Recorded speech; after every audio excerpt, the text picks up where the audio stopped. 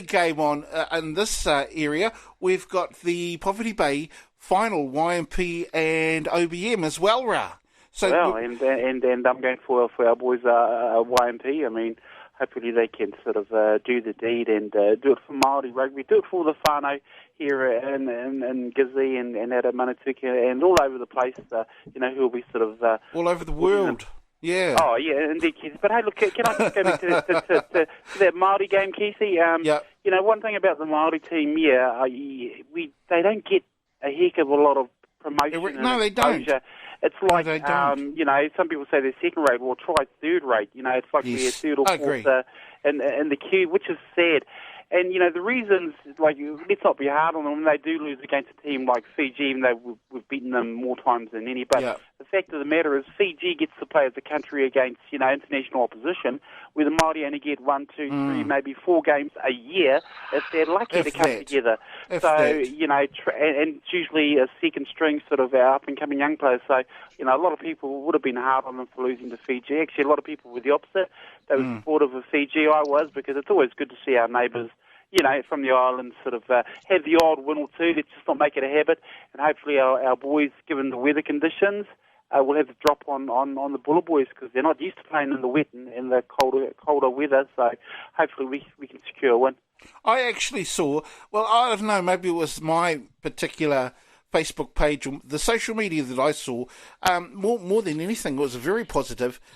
Maybe not so much positive for the Māoris, but it was positive for rugby, in particular Fijian rugby, because I think the way that Fiji played was just they just last weekend they played some beautiful rugby. It was skills. It was skills that you saw some of the big boys running with ball in hand, dishing it out behind the back, round the corner. Isn't that typical Fijian free-flowing rugby? Exactly. And that's why we love to see it, and that's why we don't mind them beating us, because absolutely. We're actually quite supportive. I don't know, I put a post on social media, and I don't know, I didn't get no negative thoughts, because we're all on that same boat. We don't mind Fiji winning every now and then, as long as it's not all the time.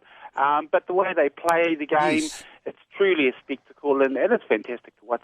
Māori rugby used to be like that. Yes, exactly. And usually Māori rugby is like that, but just watching the Fijians play the way they did was just something special, I think, anyway. What do you reckon, Rino?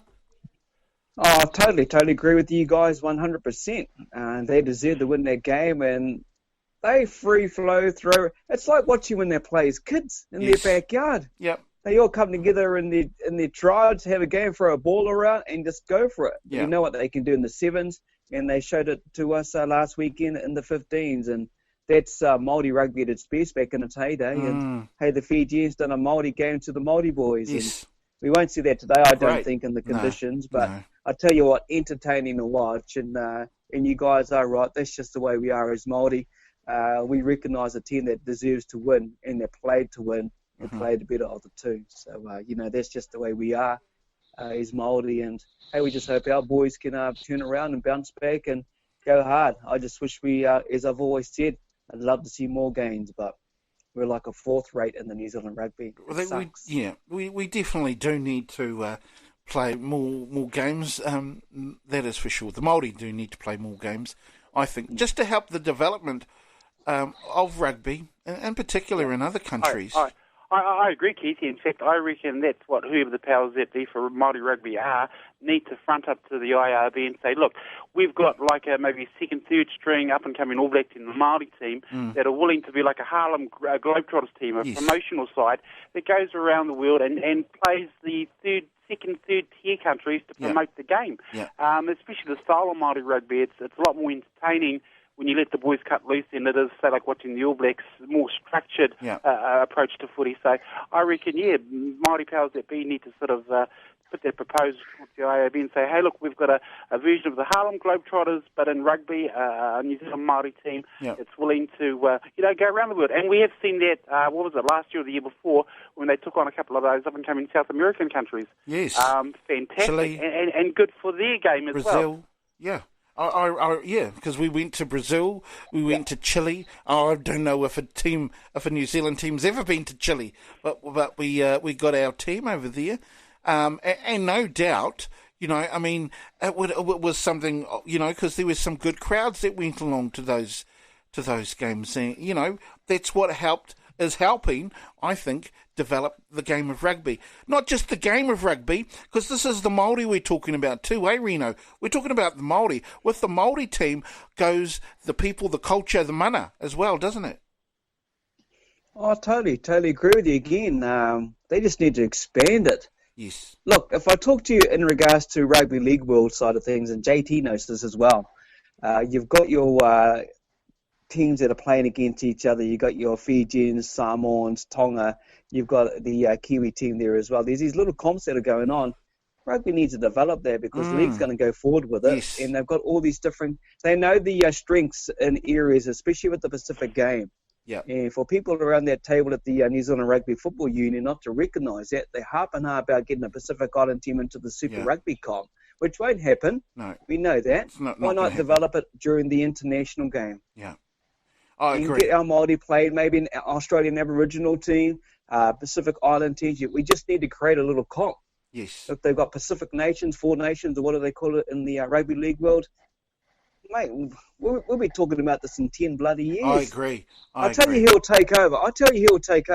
It'll be the Black Ferns. They've already stepped into the market now as a curtain raiser for the New Zealand Australian Test. Yeah. That was huge when they brought that in last year.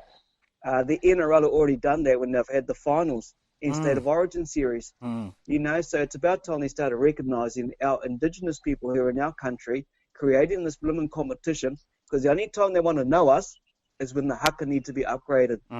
True. And the Māori cultural side of it has to come into the mainstream of the All Black rugby. It's the only time we get recognised, man. And they put them out there in front of the tents coming out doing the haka and everything, welcome them on. Pisses me off. Yep. So take it back to the team. I'll bring it to you, JT, because you know the development of rugby league is kind of going in a well. I think it's doing a lot better than certainly what the rugby ways of doing. I mean, you brought along our man.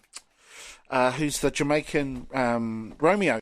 Who's the Jamaican coach? You know, and obviously. They've got people like that in these small little areas who are trying to develop the game of rugby league, aren't they, JT?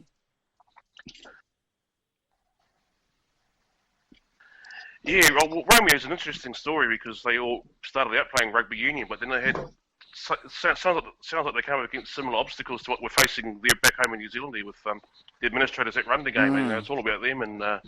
Anything that looks slightly different or slightly askew of what is considered the norm, they turn their toffee dances up at it, and so Romeo and a few other sort of stuff here will go and play rugby league, and so that's what they've done. Right. And we spoke about this several times. I remember saying something last week about the rugby union situation at home.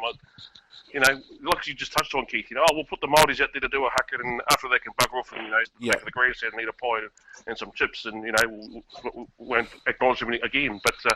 I like Rao's idea actually of using them as a promotional vehicle to tour the world, and play with some of those lesser nations, and good for rugby, but more importantly, good for our country. Yes, people. So absolutely, I agree. Whether or not those stuffy nosed people at the IRB will agree to it, they might say, "Oh no, that only helps New Zealand rugby, and we don't want that." So, look, it's a battle ahead, and certainly rugby league has got its own issues with regards to promotion of the game, and. Look, I think if it's good for our people, I mean, in Māori, like what Rino was speaking about, then go for it. Yeah, because it's not just about getting the game developed, but it's about getting our culture, into, just showing off our own culture too, isn't it, Ra? Oh, it is, Keith, and it's the whole package, and we as Māori, we have got their full package, not just as athletes, but also in terms of sort of imparting our culture and our ways. But a little known fact about rugby, and this is usually what JT sort of goes on about the hierarchy of union, is that apparently if it wasn't for the French rugby union, who actually spread the world game in amongst the majority of the countries, it wasn't the IRB. The IRB sort of just kept it within that certain group, New Zealand, Australia, blah, blah, blah. Yeah. If it wasn't for the French and their free-flowing way of thinking, we may not have gotten to a Rugby World Cup as we did. So, they're talking like us. They were spreading the game. Into Africa, obviously, they're running French rugby around the world. And all these tons of countries wanted to be a part of it. The IRB wanted nothing to do with them. Right. So thanks to the old French, and the rest is history now. So. Well, that kind of makes sense, because if you look at cricket, there's maybe 19 countries that play cricket consistently, and obviously cricket comes from one place in particular, from England. And obviously, they, I don't know why it is, but they were kind of trying to keep it condensed within within the colonial circles, I suppose. So elitism. Yes, and that certainly makes sense to me. The French, who are more open sort of people. More joie de vie, I think they call it joie de vie. Is that what they call it? Well, whatever they did. I mean, because obviously they went and spread the game to the likes of Africa. Because we've got South Africa, for instance, Ghana. A lot of those countries that were opened. Obviously it went from France to Italy too. Well, thank goodness for the French. Well, a lot of African colonies, Keithy, but lo and be told, if the IRB hadn't have opened their arms to bring the French in even more, the French would have gone down the rugby league path, and all those countries would have probably been leaguey, a lot more than rugby union. So lucky that IRB sort of pulled their heads in. Yeah, well, sometimes they need to, eh? Yeah. Sometimes they need to. Bro. Anyway, Ray, let's talk about our Poverty Bay final that's happening Rugby Park, 3 o'clock kickoff. YMP, they go up against OBM. Should be a good game, eh? Oh, it should be, and it's one of those traditional rivalries again between the Black and Whites, the Magpies, and OBM. I suppose you're going to support OBM, seeing I'm supporting YMP, Keithy? No, you'll be supporting Probably. YMP. It's going to be a great game either way. I mean, we know a lot of players, a lot of family on both sides, and that's one of those things of living in a small community.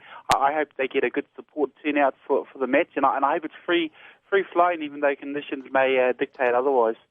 Well, what's interesting, I think it wasn't the weekend gone, but the weekend before, YMP played OBM, and OBM, they strutted through, really. 49-10, I think the score was in that particular game. Great game last weekend, YMP over Waikahu. So close, went into extra time. 21-19, I think, was the final score.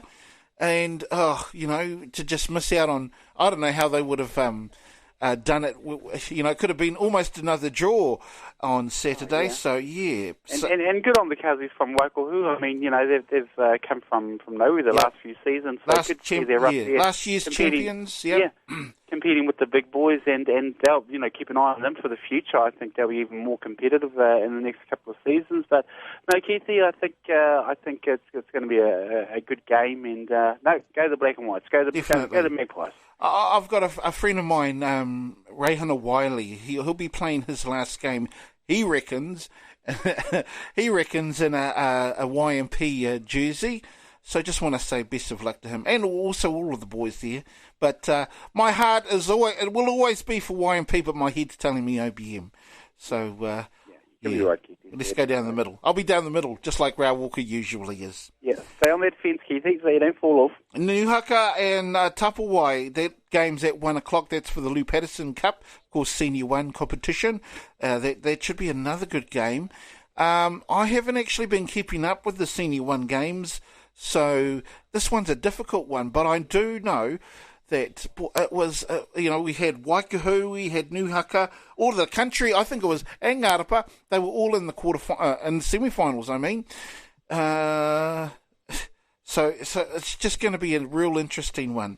I want to say go Nuhaka, because I'm pretty sure they haven't gotten that cup yet, so yeah, love it to go over there. It would be good. It would be good if they could, sort of, they could take victory. But you're right, there's a bit of a resurgence in the country teams, and even more so now that the Bay Rugby has that country and town competition, to select a rep team. Interesting times. Could be a draw though. Could be a draw, like how the Black Caps in England did. Now, Reno, how's your fellas' competition over there in Pidal going, bro? Yeah, it's the local round robin competition for the Thames Valley club teams. It wraps up this week, and we'll find out next week who the semi-finalists will be.